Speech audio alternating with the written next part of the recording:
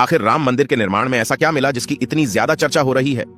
जब नासा के वैज्ञानिकों को इन चीजों के बारे में पता चला तो वह भी हैरान रह गए। और सबसे बड़ी बात की, जब आपको इनके बारे में पता चलेगा तो आपके भी रोंगटे खड़े हो जाएंगे।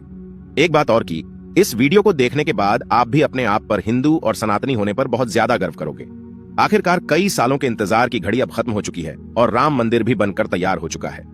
अब लोग 22 जनवरी का इंतजार कर रहे हैं, क्योंकि इस दिन की भारत के लोगों को ही नहीं बल्कि दुनिया के लोगों को इंतजार है। लोग राम लल्ला की स्थापित होने वाली मूर्ति को देखकर झूम उठेंगे, क्योंकि इस दिन के बाद राम मंदिर के दरवाजे हमेशा के लिए भक्तों के लिए खोल दिए जाएंगे। इस मूर्ति को बनवाने के लिए देश के 3 सबसे बड़े मूर्तिकारों को बुलवाया गया है, और जो भी भक्त इस ऐतिहासिक पल को अपनी आंखों से निहारेगा वह जीवन मरण के बंधन से मुक्त हो जाएगा। क्योंकि यह तो आपको पता ही होगा कि 22 जनवरी 2024 को राम मंदिर में रामलाल की मूर्ति की प्राण प्रतिष्ठा होगी। लेकिन यह मंदिर तो बनकर भले ही तैयार क्यों ना हो गया हो, लेकिन इसके निर्माण के समय कई ऐसे चमत्कार हुए हैं, उसे देखकर मंदिर के पड़ती समेत कई लोग दंग रह गए हैं। यहां तक इन चीजों को देखकर नासा के वैज्ञानिकों ने तो अपना सर ही पकड़ लिया है, और तो और वह एक ऐसी गहरी सोच में पड़ गए हैं कि मानो उन्होंने कोई भयानक चीज देख ली हो। आज की इस वीडियो में हम राम मंदिर के बनते वक्त हुए उन चमत्कारों और रहस्यमयी चीजें के बारे में आपको बताएंगे, जिसे सुनकर शायद आप भी यकीन ना कर पाओ। आपको बता दें कि जब यहां मंदिर निर्माण का काम चल रहा था तब एक 1200 खांभों की ड्राइंग तैयार करवाई गई और अमेरिका से एक विशिष्ट वैज्ञानिकों की टीम को बुलवाया गया ताकि वे इसका निरीक्षण करके होने वाली हर एक कमियों को दूर कर दे और राम मंदिर की शान में 4 चांद लगा दे। लेकिन जैसे ही राम मंदिर के निर्माण के वक्त वहां की धरती को खुद गया, तब उस धरती से एक ऐसी वस्तु निकली कि उसे BCC देखकर सभी के होश उड़ गए। और उसे चमत्कारी और दिव्या वस्तु ने न सिर्फ उन वैज्ञानिकों के होश उड़ाए बल्कि भारत सरकार को भी हिलाकर रख दिया, जिसके बाद तुरंत एक कमेटी बनाई गई और उसकी जांच के लिए लगा दी। लेकिन उसके बाद कुछ ऐसा हुआ कि वे सभी भी प्रभु श्री राम के भक्त बन गए। दरअसल यह बात है राम मंदिर के निर्माण के समय की, जब अमेरिका से थॉमस नाम के एक वैज्ञानिक भारत में राम मंदिर निर्माण कार्य के दौरे पर आए हुए थे। यहां आकर उन्होंने देखा कि राम मंदिर का निर्माण कार्य तो काफी चल रहा है, जिसके बाद उन्होंने अपना रूटीन काम फिर से करना शुरू कर दिया और अपना काम करना शुरू कर दिया। अपने काम करने के दौरान जैसे ही उनकी नजर मंदिर परिसर की तरफ गई तो उन्हें एक ऐसी जगह दिखाई जहां पर वहां धरती नरम पड़ी हुई थी।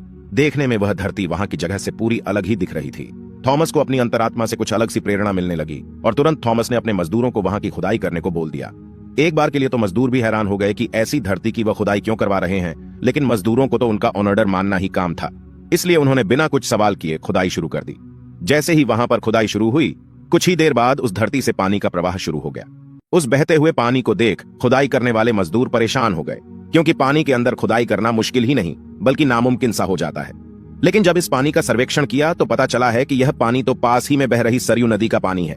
वे लोग यह समझ नहीं पाए कि यह माता सरयू का आशीर्वाद है कि वह खुद राम मंदिर के निर्माण में सहयोग कर रही थी। इस पानी ने सभी वैज्ञानिकों को एक गहरी सोच में धकेल दिया। वे यह सोचने लग गए कि अगर ऐसे ही पानी निकलता रहा तो जहां एक भव्य मंदिर का निर्माण कैसे हो पाएगा, क्योंकि एक पानी वाली सतह पर मजबूत मंदिर बनवाना कोई हंसी खेल की बात नहीं थी। उस समय सभी के दिमाग में एक ही बात थी कि सरयू नदी का मंदिर की भूमि के नीचे मिलना कोई चमत्कार है या फिर कोई कुदरत का करिश्मा, यह कोई भी नहीं जानता था। आखिरकार जब कोई भी समाधान नहीं मिला तब सभी मिलकर श्री राम से प्रार्थना करने लगे, क्योंकि जाहिर सी बात थी जब तक वो माता सरयू के पानी की धारा बंद नहीं होगी तब तक आगे का काम शुरू नहीं किया जा सकता था। लेकिन अगले ही दिन श्री राम ने उनकी पुकार सुन ली और माता सरयू का पानी स्वतः ही बंद हो गया और एक बार फिर राम मंदिर का निर्माण कार्य जोरों शोरों से शुरू हो गया। और यह काम इस कदर चला कि अब यहां अपने अंतिम छोर पर पहुंच चुका है, या यूं कहें कि यह पूरा तैयार ही हो गया है और 22 जनवरी को यहां श्री राम की प्राण प्रतिष्ठा भी की जाएगी। यह मंदिर इतना भाव बना है कि इस देखने के लिए भारत सरकार ने यहां पर एक अंतरराष्ट्रीय हवाई अड्डा भी बनवाया है, ताकि देश और दुनिया के लोग सीधे ही यहां पर आ सके और इसे देख सकें। यह मंदिर तो आप कभी भी देख सकते हैं, लेकिन अब सवाल यह है कि जब पुराने समय में यहां पर राम मंदिर था वह कैसा दिखता था, जिसे तोड़कर बाबर ने बाबरी मस्जिद बनाई थी। उसे राम मंदिर का निर्माण आखिर किसने किया था?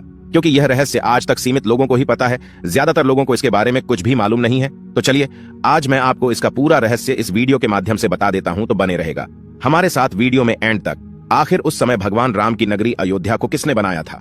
यह पवित्र नगरी हिंदुओं के लिए बहुत ही ज्यादा महत्वपूर्ण है, क्योंकि यहां पर स्वयं प्रभु श्री राम का जन्म हुआ था, इसलिए इसे राम जन्मभूमि भी कहते हैं। इतिहासकारों के अनुसार कौशल प्रदेश की प्राचीन राजधानी अवध को कालांतर में अयोध्या और बौद्ध काल में साकेत कहा जाने लगा। अयोध्या मूल रूप से मंदिरों का शहर था। हालांकि यहां खुदाई के वक्त आज भी हिंदू, बौद्ध एवं जैन धर्म से जुड़े मंदिरों के अवशेष देखे गए, जिसमें खंभों से लेकर हिंदू आकृतियां बनी हुई थी। अयोध्या नगरी में होने का वर्णन भी वाल्मीकि रामायण में मिलता है। कहते हैं कि भगवान श्री राम के जल समाधि लेने के पश्चात अयोध्या कुछ काल के लिए उजाड़ सी हो गई थी, लेकिन उनकी जन्मभूमि पर बना महल वैसे का वैसा ही था। भगवान श्री राम के पुत्र कुश ने एक बार पुण्य राजधानी अयोध्या का पुनर्निर्माण कराया।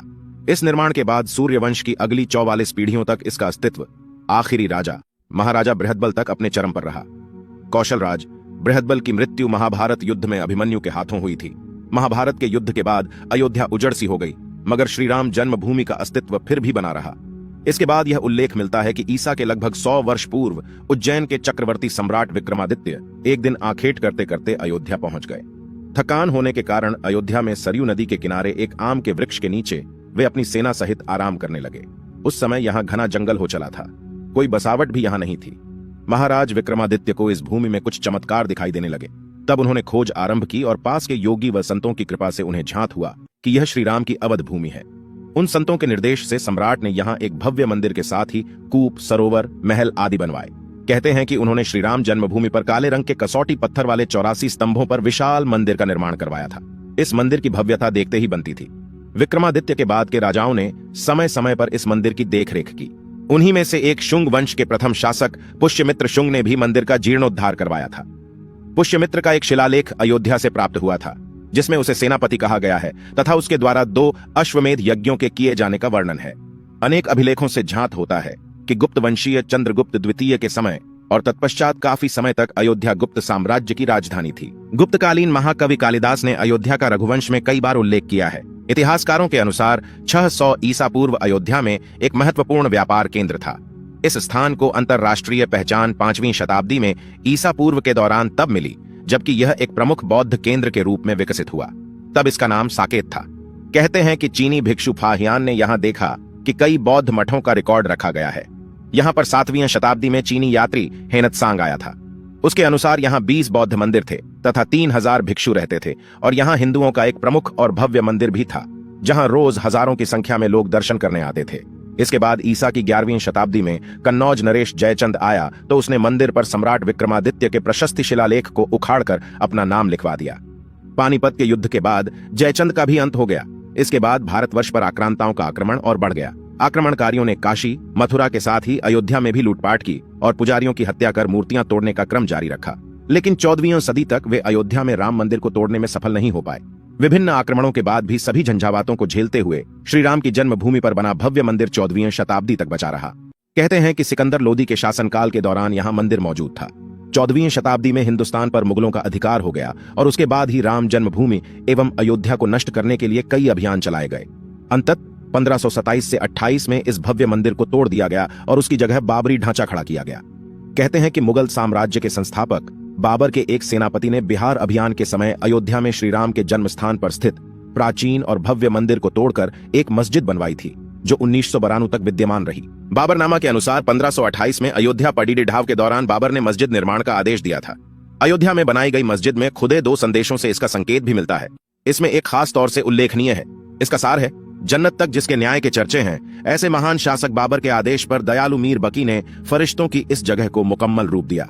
हालांकि यह भी कहा जाता है कि अकबर और जहांगीर के शासनकाल में हिंदुओं को यह भूमि एक चबूतरे के रूप से सौंप दी गई थी, लेकिन क्रूर शासक औरंगजेब ने अपने पूर्वज बाबर के सपने को पूरा करते हुए यहाँ भव्य मस्जिद का निर्माण कर उसका नाम बाबरी मस्जिद रख दिया था। लेकिन अंत में बाबरी मस्जिद का भी विध्वंस कर दिया गया और इस जमीन पर कई वर्षों तक कैसे चलता रहा और अंत में यह जमीन हिंदुओं को सौंप दी गई, जिस पर आज श्री रामलाल का भव्य मंदिर बनकर तैयार हो चुका है। और 22 जनवरी को यहाँ पर प्राण प्रतिष्ठा भी कर दी जाएगी, जिसकी तैयारी अब वैसे अगर आप में से कोई अयोध्या निवासी है तो हमें अयोध्या के बारे में कमेंट में जरूर बताना और ऐसी ही जानकारी को जानने के लिए चैनल को सब्सक्राइब करना मत भूलिएगा। धन्यवाद।